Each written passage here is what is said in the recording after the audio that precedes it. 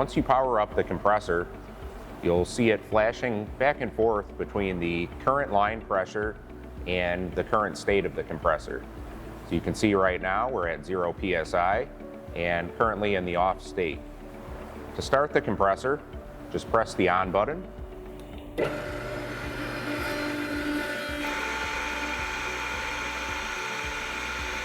Now you'll see that the compressor is reading C on, indicating that it's running. To stop it, just press the off button. And now it's indicating off again.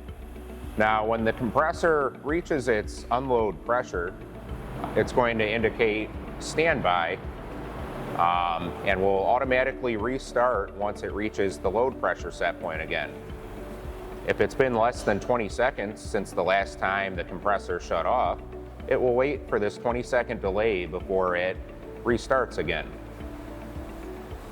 Now, to view a few other set points, we can press the up arrow and view the current oil temperature. Press it again to view the total running hours, which is currently 2.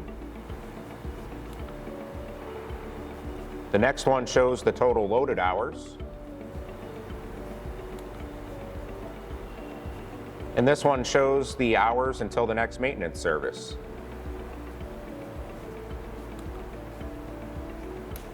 And finally, we have the total number of motor starts and stops.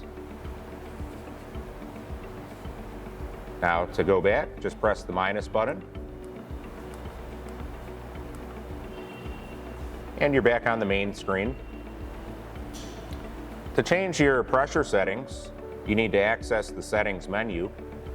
Go ahead and hold the OK button until you see pass appear on the screen.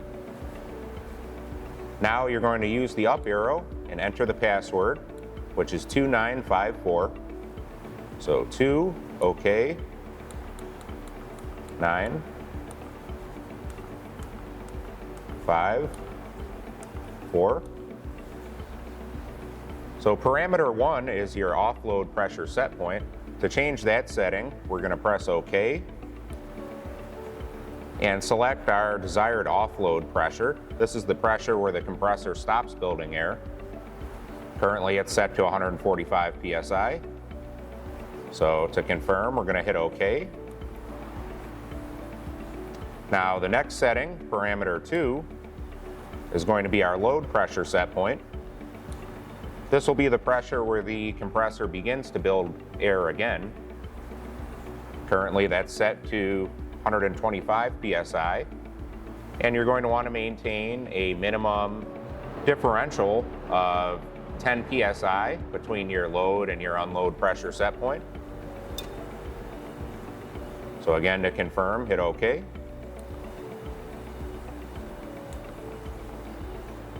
Parameter 3 is your pressure unit, which for PSI can be set to 2, or for bar can be set to 1.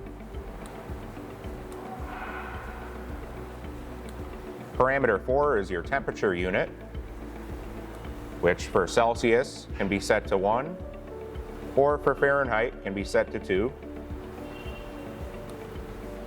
And finally, parameter 10 is our maintenance hours. So after we perform our maintenance on the compressor, we'll need to come into this setting and change that back to 2,000 hours.